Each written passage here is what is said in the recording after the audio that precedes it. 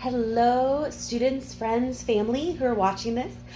Just thought it'd be fun to share, semi-regularly what's going on and just kind of while we're stuck at home and can't get out and about. Getting ready to go do some work. I've got my coffee right here. Got a lovely mug that's appropriate and cat themed. Good stuff right there. That's the fuel that gets me through the day.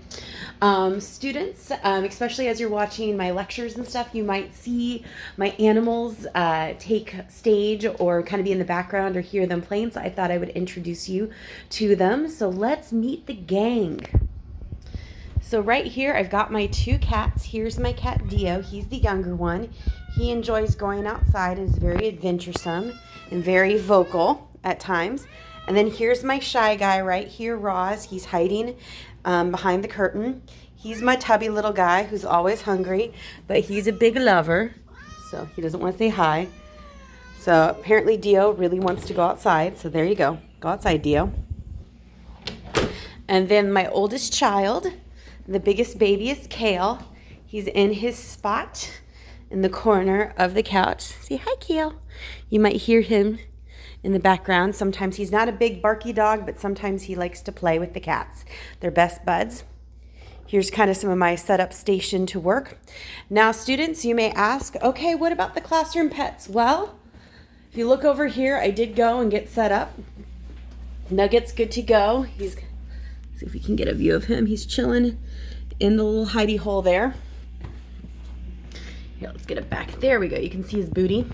And then Mr. Krabs, wasn't able to get the full setup, but I got his little travel cage, and he's chilling right there, doing well.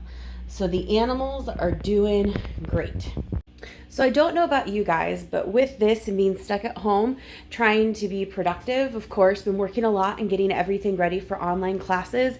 And then once that's all finished setting up, finally get my backlog of grading done by the end of this week. So hopefully that will be good, fun times.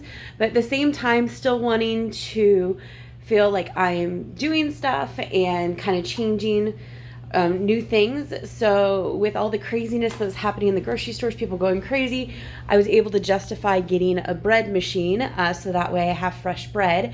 And I've already used it a couple times. I've got it set up behind me. And I was going to show you how easy it is with bread machines, how it is to make up a fresh batch. You do have to have patience because it's not instant. You got to wait for it to rise and do all that. But it's pretty awesome with how easy it is to set it up. So let me show you. All right, so I've already got all the ingredients pre-measured, and here's the bread machine itself. The inside lining of this is non-stick, and it's pretty awesome. There's the paddle that helps with all the kneading and mixing, which is great. This is just the basic white bread recipe, but it is delicious. The recipe calls for 340 milliliters. I love the fact that it was metric in my recipe, and I got to use my measuring skills from flat and from the meniscus down to get that measurement. The scientist nerd in me loved it. So you first put the wet ingredients in. So I add the water.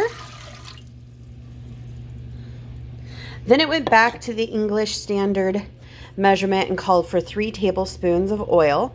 So here's my vegetable oil that you pour in there. So you get your wet ingredients in there first. Then you start adding your dry ingredients.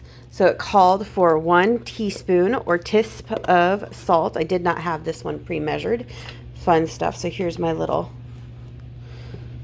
teaspoon. Let's see if I can do this and film it and not go too messy. Went over. I'll clean that up later. Tap it down. Don't want it too salty. There. A teaspoon of salt. And then it called for 3 tablespoons of sugar.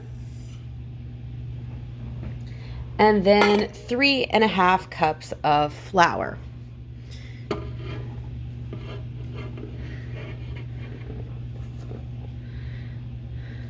Now the next step is to add the yeast, but before you do this, this is kind of what's important. Oh, here's Roz joining us. Is to basically kind of form a kind of pocket with the flour as low as you can get without getting to the liquid part. Oh, there's the water, so back it up there where it's still dry on there to kind of put the yeast into. So I got that pocket formed, and so now let's grab the yeast. I keep my yeast, once I open it, I keep it in the fridge here. to keep it cool, because yeast are actually living organisms. Now these are not, they're dormant right now when we use them, but when you heat them up, they start to activate and become alive. Let's see if we can open this jar with one hand. Oh yeah, got it.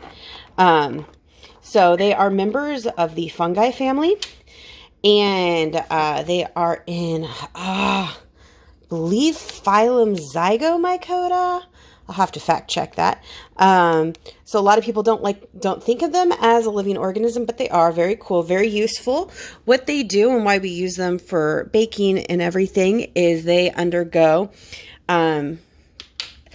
anaerobic cellular respiration, and as well as aerobic, and they're eating the sugars that's inside, and they get activated when it gets heated up. And they start producing carbon dioxide, as well as they are anaerobic, and they also produce alcohol. But the alcohol in the yeast when we bake has a very, very low boiling point. So when you heat it up, that evaporates, so there's no alcohol left. So I'm plugging in my bread machine, but it producing and bubbling up produces the bubbles and the gases to make the bread rise, and Roz really wants some love right now. All right, so then with my bread machine, once I added everything in here, this is kind of the preset. I set my color. I don't like it medium, I like it light. 2 pounds, and this is the basic, and then all I got to do is hit start and then wait 3 hours, and then it will be done. Well, I hope you guys enjoy the rest of your day. I hope you enjoy the little mini science lesson with bread. I can't help myself. And yeah, I'll catch back with you later.